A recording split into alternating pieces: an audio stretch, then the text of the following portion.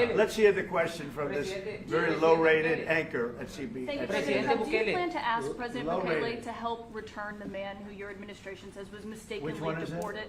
The man who was mistakenly deported to El Salvador? Well, let me ask Pam, would you answer that question? Sure, President. First and foremost, he was illegally in our country. He had been illegally in our country. And in 2019, two courts, an immigration court and an appellate immigration court, ruled that he was a member of MS-13 and he was illegally in our country. Right now, it was additional paperwork had needed to be done. That's up to El Salvador if they want to return him. That's not up to us. The Supreme Court ruled, President, that if, as El Salvador wants to return him, this is international matters, foreign affairs, if they wanted to return him, we would facilitate it, meaning provide a plane. So will you return him? And you are doing a great job. Thank you. Stephen Miller, wait a minute. Can you just also respond to that question? Because, you know, it's asked by CNN, and they always ask it with a slant, because they're totally slanted because they don't know what's happening. That's why nobody's watching them. But would you answer that question also, please? Yes, gladly. So, as Pam mentioned, there's an illegal alien from El Salvador. So, with respect to you, he's a citizen of El Salvador. So, it's very arrogant even for American media to suggest that we would even tell El Salvador how to handle their own citizens as a starting point. As two immigration courts found that he was a member of MS-13. When President Trump declared MS-13 to be a foreign terrorist organization, that meant that he was no longer eligible under federal law, which I'm sure you know, you're very familiar with the INA, that he was no longer eligible for any form of immigration relief in the United States. So he had a deportation order that was valid, which meant that under our law, he's not even allowed to be present in the United States and had to be returned because of the foreign terrorist designation. This issue was then, by a district court judge, completely inverted, and a district court judge tried to tell the administration that they had to kidnap a citizen of El Salvador and fly him back here. That issue was raised to the Supreme Court, and the Supreme Court said the district court order was unlawful and its main components were reversed 9-0 unanimously, stating clearly that neither Secretary of State nor the President could be compelled by anybody to forcibly retrieve a citizen of El Salvador from El Salvador, who again is a member of MS-13, which, as I'm sure you understand, rapes little girls, murders women, murders children, is engaged in the most barbaric activities in the world, and I can promise you if he was your neighbor, you would move right away. So you don't plan But to the ask for Supreme any Court's help to get him asking back? to. And what was the ruling in the Supreme Court, Steve? Was it 9-0? Yes, it was a 9-0 In our favor. in our favor against the district court ruling, saying that no district court has the power to compel the foreign policy function of the United States.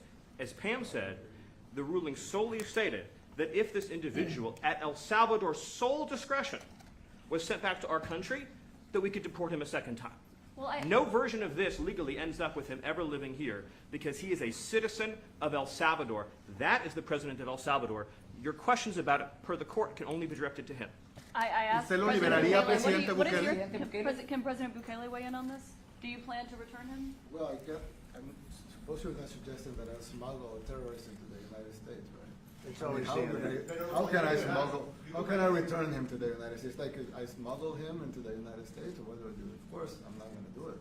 It's like, the question is preposterous. How can I smuggle a terrorist into the United States? I don't have the power to return him to the United States. So you can release him inside El Salvador. Yeah, but I'm not releasing, we're not very fond of releasing terrorists into our country. We just turned the murder capital of the world into the safest country of the Western Hemisphere, and you want us to go back into releasing criminals so we can go back to being the murder capital of the world? No, that's not going to happen. Well, they'd love to have a criminal, released into I mean, there's a fascination. They would love it. Yeah. They're sick. These are sick people. Marco, do you have something to say about Stephen outlined it. I don't understand what the confusion is. This individual is a citizen of El Salvador. He was illegally in the United States and was returned to his country. That's where you deport people, back to their country of origin. Except for Venezuela, that wasn't refusing to take people back, or places like that. I can tell you this, Mr. President. No, the foreign policy of the United States is conducted by the President of the United States, not by a court. And no court in the United States has a right to conduct the foreign policy of the United States. It's that simple. End of story. What specifically And that's what the Supreme Court held, by the way, to Marco's point. The Supreme Court said exactly what Marco said, that no court has the authority to compel the foreign policy function of the United States. We won a case 9-0, and people like CNN are portraying it as a loss, as usual, because they want foreign terrorists in the country who kidnap women and children. But President Trump, his policy is foreign terrorists that are here illegally get expelled from the country, which, by the way, is a 90-10 issue. How many illegal criminals are you planning on exporting to El Salvador? And President Bukele, how many are you willing to take from the U.S.? As many as possible. And I just asked the president, you know, it's this massive complex that he built, jail complex. I said, can you build some more of them, please? As many as we can get out of our country that were allowed in here by incompetent Joe Biden through open borders. Open borders. You probably hear open borders and you can't even understand it because nobody can understand. Nobody smart or with common sense can understand it. So we have millions of people that should not be in this country that are dangerous. Not just people, because we have people, but we have millions of people that are murderers, drug dealers.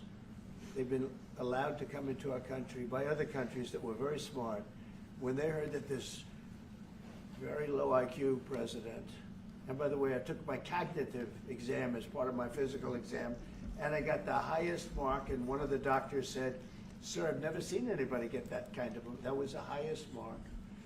I hope you're happy with that, although they haven't been bugging me too much to take a cognitive, but I did do my physical and it was released. I hope you're all happy with it. I notice there's no question, so probably you are. But the cognitive, they said to me, sir, would you like to take a cognitive test? I said, did Biden take one? No. Did anybody take one? No, not too many people took them. I said, what about Obama? Did he take one? No, he didn't take one either. I said, let me be the only one to take one. But I've actually taken them 3 times already. I like taking them because they're not too tough for me to take. But we had a great physical exam, so I know you're going to ask that. And the doctors who are total professionals, Walter Reed Medical Center, they're great people.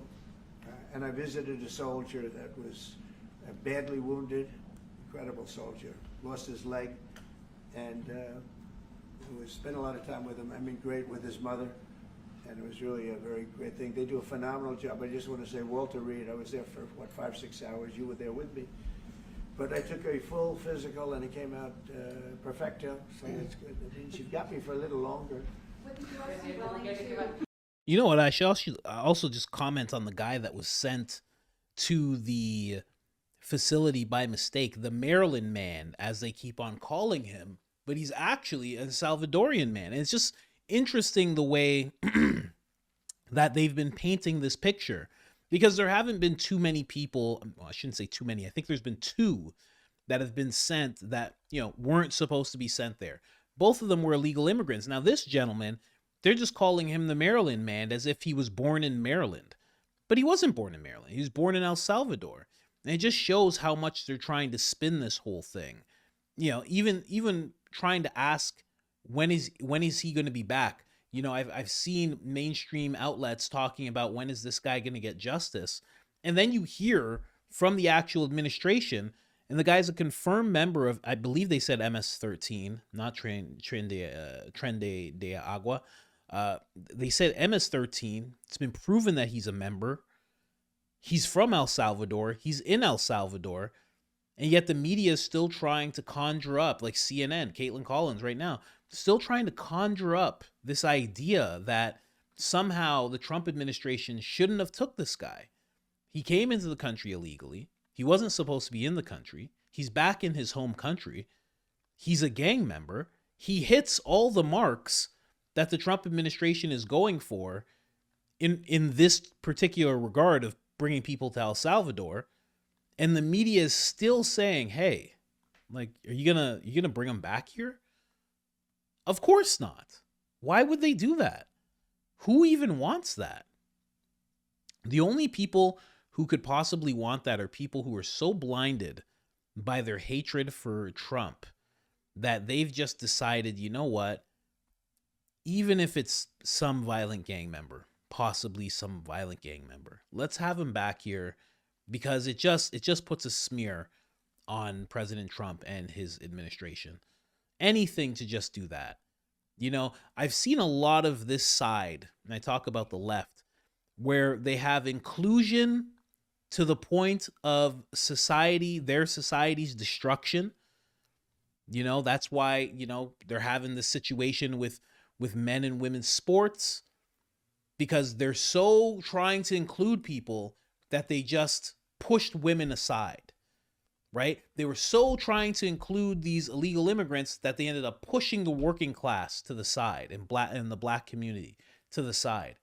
It's this weird inclusion to the point of destruction. And now they're taking that same mindset and they're applying it to this, where it's this hatred for Trump to the point of destruction. Even if it harms our communities, if it makes Trump look bad for even half a second, it's worth it. It's such a wild mentality to see playing out. And to hear Caitlin Collins pressing the question, I think about 4 times, of where this guy is and why isn't he back, and are you going to do this, and can I ask this guy, and can I ask him, and you answered. It's ridiculous. Absolutely ridiculous.